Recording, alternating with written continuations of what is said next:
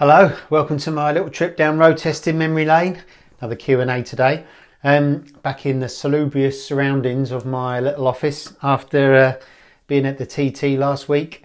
I mean, what an amazing event. I mean, it was a little bit spoiled by the weather and the conditions, but in terms of the racing and what happened on track and all the records broken, it was just absolutely superb. And it's also really nice to meet everybody as well. So thanks for everybody that came up to say hello, much appreciated, and really chuffed that it's from this channel as well as what I do with my MCN hat on as well. And also, I mean, only at the TT would this happen. We borrowed some bikes that hadn't been moved for a year. So we went to the local petrol station and we filled them up with fuel, and the tyres felt a bit squidgy. So they needed pumping up. So we went to the air pump, and it takes coins like most air pumps do, which is a bit of a pain because no one carries coins really anymore. And we went to the lady in the petrol station in Peel.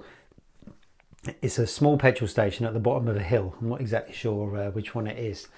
And we said, oh, can we put like a bit of extra petrol in, pay by card and get the change in pound coins or whatever. And she said she couldn't do that. But what she did, bless her, is went to her purse and took 50p out and gave me the 50p to pump my tyres up. So absolutely amazing. So thank you very much to that person. Absolute lifesaver. And our bikes had about 20 psi in all the tyres. So it was a good job we pumped them up. So thank you very much. What a magical place the Isle of Man is. Apart from that, I got back and I've been on my travels. I road tested BMW's new S1000 XR. So while all the headlines this year have been about the super duper M1000 XR, the S1000 XR's had a few changes as well. So we've been out riding that. Also been shooting some videos for MCN where MCN staff talk about their own bikes. Obviously we run long-term test bikes through the summer months, but many of the MCNers have got their own bikes too. So we talked to 3 staff about their bikes. What I'm really happy about is that my GSX-R 750 is almost ready. Bob's done his magic and it looks like a whole bike and a very beautiful bike. Again, just got a couple of parts to go. And at the end of this week, I'm going to be taking it to Suzuki Live at Cadwell. So if you're around, come and say hello. If you fancy the idea of going to a track day that's got loads of razzmatazz surrounded with it, you know, with regards to live bands, famous racers, John Reynolds is there, I think, and Steve Parish, and lots of race bikes, lots of things to see and do. Cadwell's an amazing place as well. You should come along. So that's where I've been, and now I think we should crack on with some questions. The first of which is from P Clark 6068. Enjoy your videos a lot and had a quick question. QQ, you see, I can read these abbreviations. You recently posted about an MT10 SP and how much you enjoyed riding it. I've always thought it was a great bike, but really don't like the look of the front, so never considered buying one. Interested to know if the look of the bike would put you off buying, even if the bike was really great to ride. That's a really good question. Thank you very much. Well, with my MCN hat on, we never talk about a bike's looks really, because style and taste and all the rest of it is very subjective. So you're wasting valuable words in your test by talking about looks when, you know, not many people would agree with you or may agree with you or whatever. We just kind of deal in the facts when we road test about what the bike is and what it's like to ride. But my eyes are opened every now and then when I ride with my friends. I'm reminded that people in the real world who aren't road testers really do consider bikes on the way they look. I took my H2SX on holiday with them last year and they just thought it was hideous. End of. They didn't like riding with it so they could see it, and when I asked a couple of them if they wanted to sit on it to see what it was like, they didn't even want to sit on it. So looks play a massive part as they do personally myself. So the MT10 SP is a very good example. It is a fantastic bike, and I would probably have one in a heartbeat over an Aprilia, but I think it's awful to look at. It's, you know, this Japanese kind of I don't know what style would you call it. It's kind of fly-like style, but yeah, it's not for me. It's not a beautiful bike. I'd say the same with my KTM Super Duke. I absolutely love it, but you know, it's cartoon styling. Sometimes I like it, but sometimes I'd love to have a KTM that's a little bit more elegant. You know, if that bike was done in gloss colours instead of the matte, if it was like gloss black with a gloss black frame, I think that Super Duke would look fantastic. So yeah, definitely the look of a bike is probably at the top of the list really, and what it's like to ride is secondary, which is the opposite to what I would say in a road test, where we basically take that element out of our opinion and just talk about what the bikes look like. But yeah, to open the garage door to a beautiful bike is half the battle. But really great question. Thank you very much. Next, from Caster of Chaos. Hey Neves, love the videos. Great to see you answer so many questions. No problem, thank you. Here's mine. Been living in Switzerland for a while now, so I'm in the mountains a lot on my street triple. Very nice. I'm in no danger of dropping it in switchbacks, but I also see others able to take them at close to double the speed of me. How can I get better at slow speed corners and get comfortable with the more unstable feel at sub 30 mile an hour? Well, yeah, you've definitely got a lot of you've got a lot of switchbacks in the mountain roads. I'm very jealous, and a street triple was probably perfect for the job. There are a number of things you can do. Low speed hairpins. I've got 4 that might really help you. The first is, I mean, the way you attack a hairpin corner is the same as any corner. You know, you approach it with the throttle on, you roll smoothly off onto the brakes, you turn the bike into the corner, let go of the brakes and let it rail round, and off you go. But for hairpin low speed corners, you kind of need to have a little bit more bike control, because you haven't got momentum as your friend to help you round. So the first thing I would say is something that you would do on a 1000cc bike around the track, is rather than have a U line, like a nice smooth U line through the corner, have a line which is more of a V shape. So you go into the corner kind of at a shallow angle, so you can brake in a straight line, so you're not having to trail brake. So you're pointing towards the apex of the corner.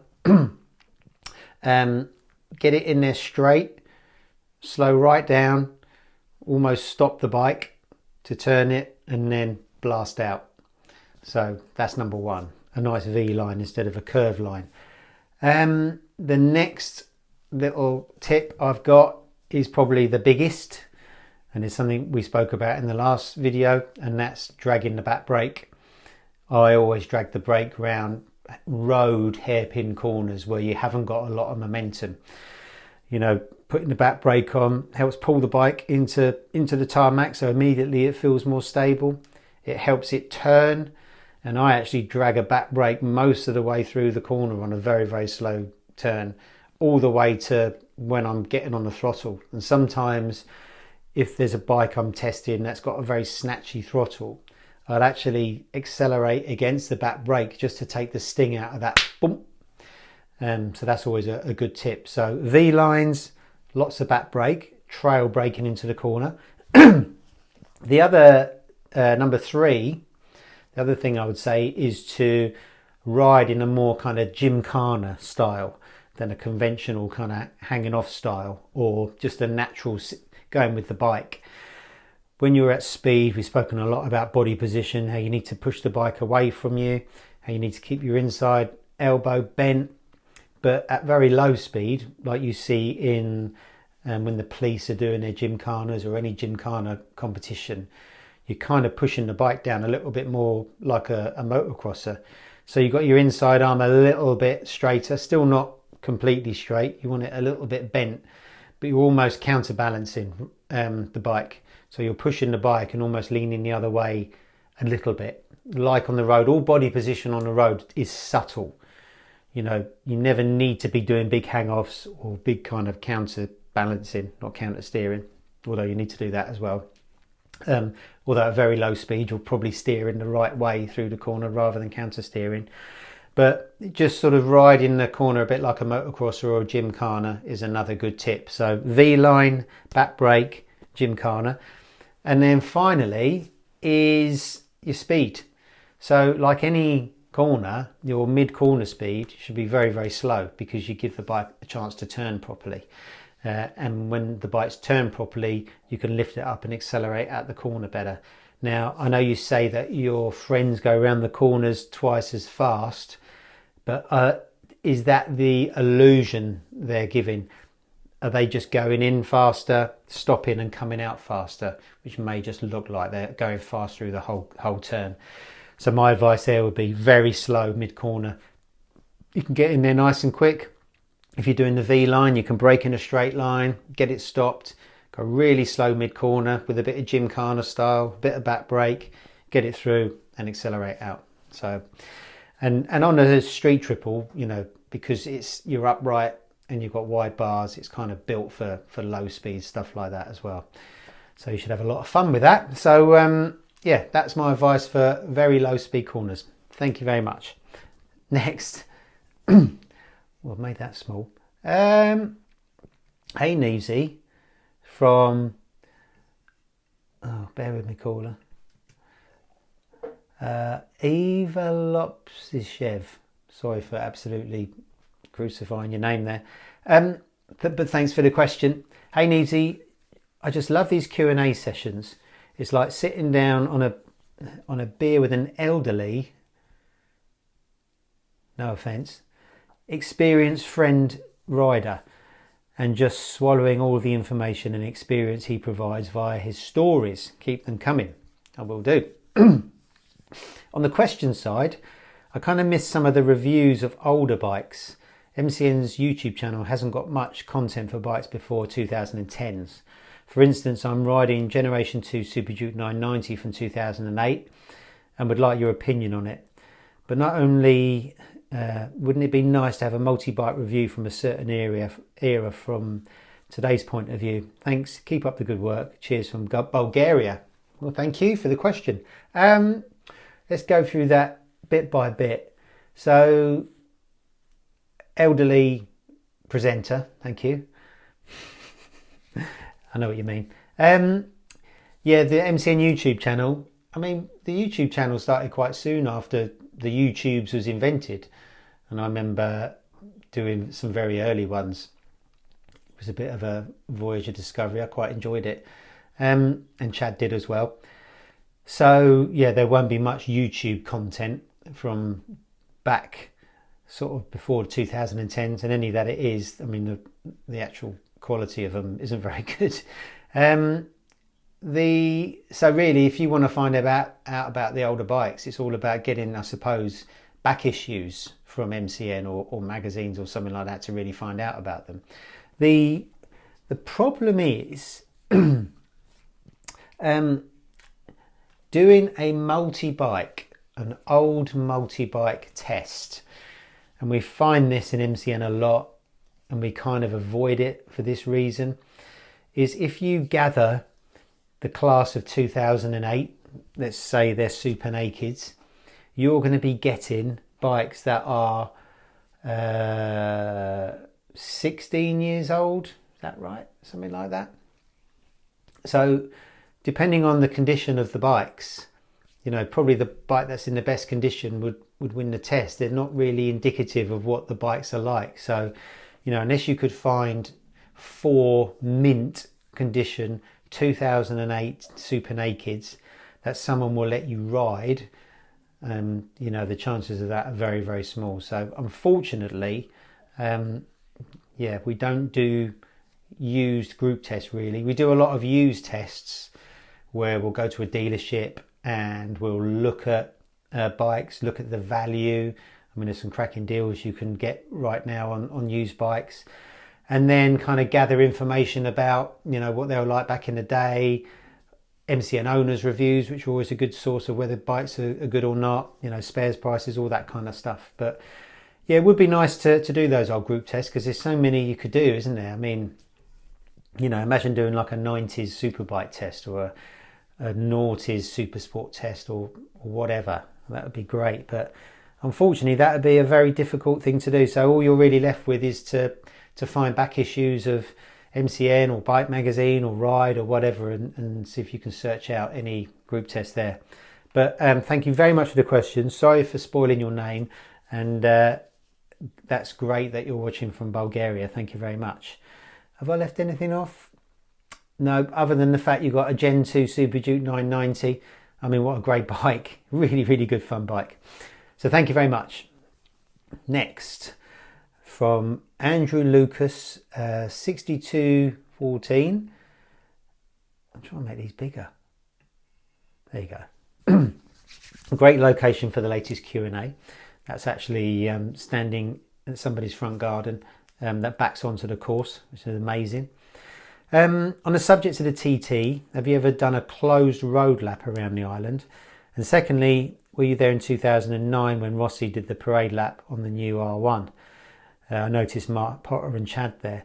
Thanks for the question. I'm going to answer the last bit first. I wasn't there that year. I think Mark Potter, the editor, then went round the course with Rossi. Rossi was on a cross-plane crank R1.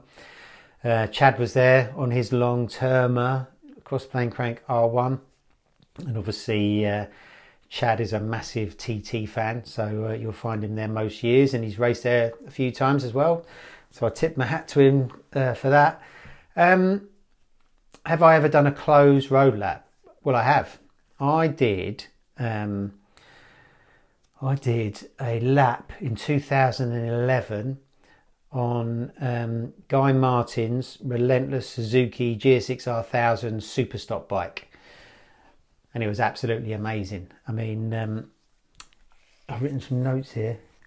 Yeah, so they closed the roads down, obviously. I think it was between a couple of races, and I was sharing the ride with Mick Doohan. He was on a Blade. Nicky Hayden, he was on a Ducati 1198S. Cal Crutchlow, he was on a Monster liveried crossplane crank R1. Josh Brooks was on another Relentless bike, and Ian Hutchinson was on an R1 race bike with his leg still in a cage. So there was all of us along the start-finish line ready to go. I didn't really know how a parade lap worked. I remember sitting on the grid, and the guy interviewing everybody was asking them questions and everything. There's fans everywhere, and I'm sitting there thinking, flipping heck, I shouldn't really be here. That was compounded by the fact that this guy came up to me and said, oh, who are you then? So, which quite rightly so, I shouldn't have really been there. So we all set off, and I thought, well, Crutchlow, Brooks and Hutchie just went. Obviously, Crutchlow used to live there, so he knew his way around. Brooks wanted to race the TT, and he did a few years later after that, so he was obviously keen for a nice clear lap. And the year before, Hutchie had won 5 TT, so he obviously knew where he was going. So I thought, well, I'll ride with Doohan and Hayden at a respectful distance.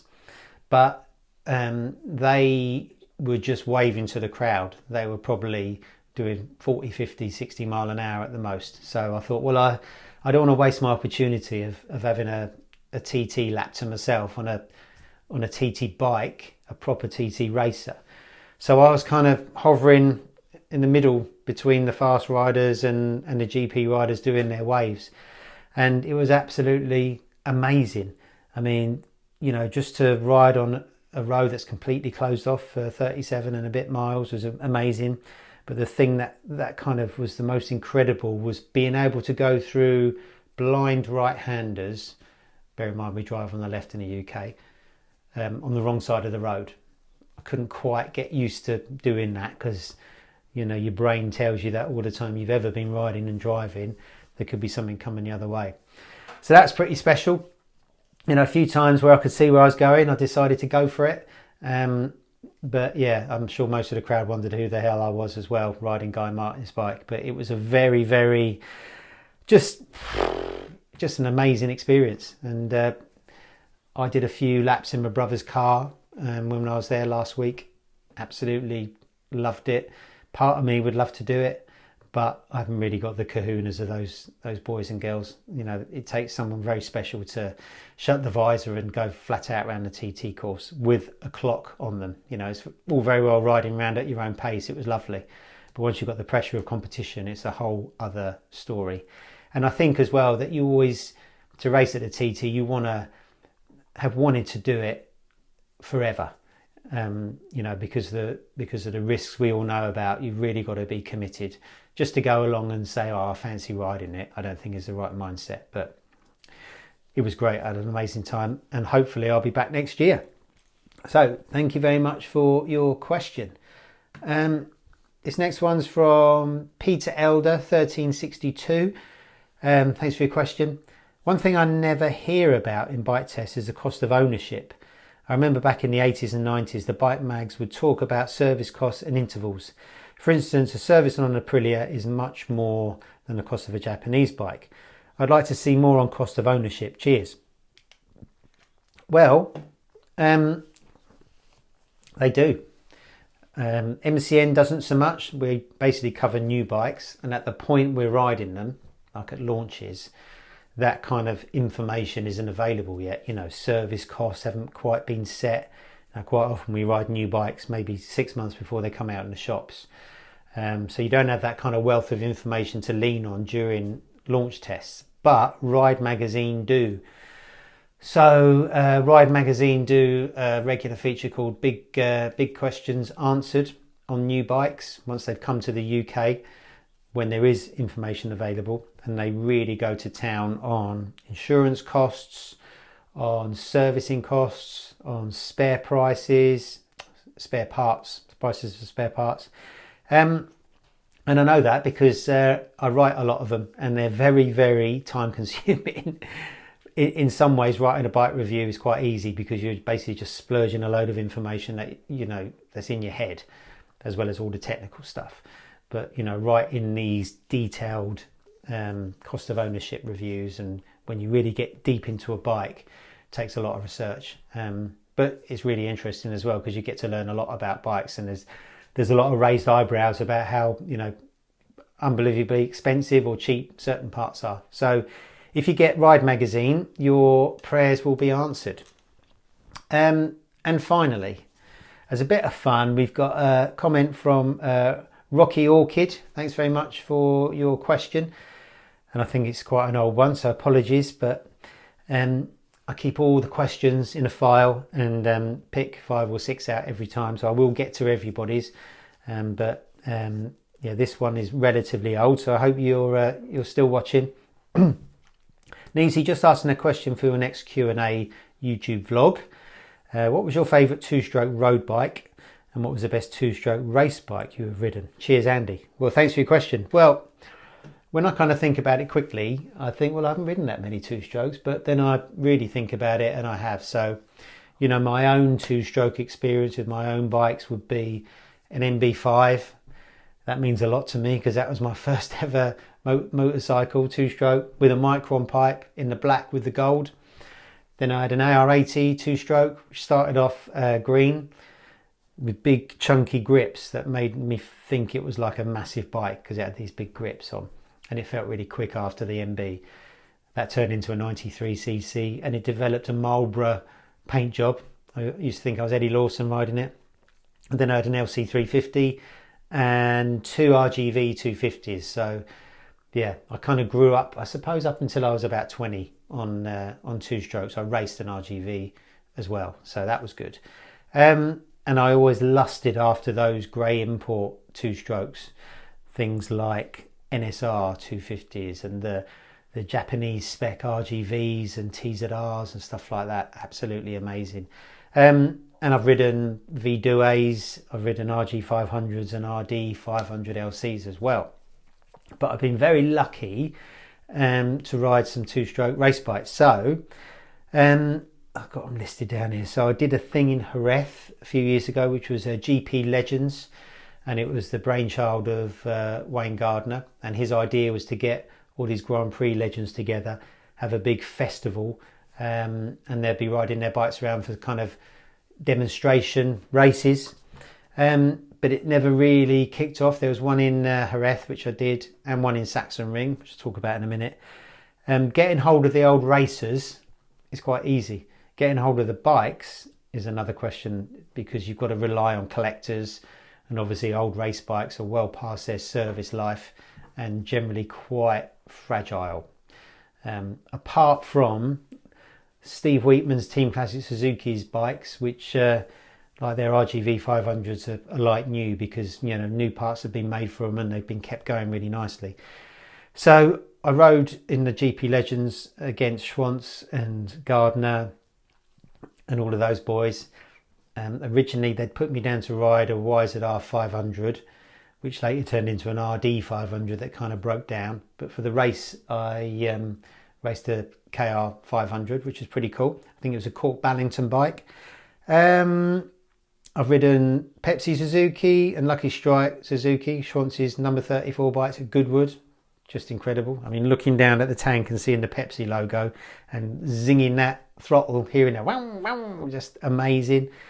I raced Randy Mamola's Cagiva 500 at Sachsenring in one of those GP Legends, which was amazing. I remember having a bit of a dice with Didier de Radiguez, if that's how you say it, which was really cool. I rode to Sachsenring on my ZX10 actually, raced there on a two-stroke, and then rode back via the Nürburgring. I mean, that was a dream week if there ever was one. I've ridden John Reynolds Paget's Yamaha YZR 500 at Cadwell. They let me have a ride of that. We rode that in about 2005 for a feature. Almost high-sided. Well, I did high-side coming out of the gooseneck on cold tyres, but luckily I landed back on the seat, so I almost got the full 500 Grand Prix experience.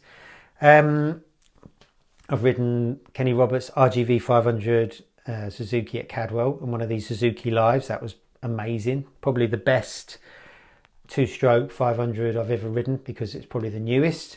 Also ridden Aoki's RGV 500 Suzuki, the same kind of era of bike, late 90s, early 2000s at Silverstone.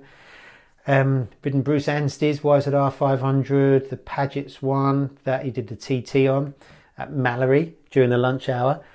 We were only allowed a couple of laps each, me and Chad, because they had to save the clutches.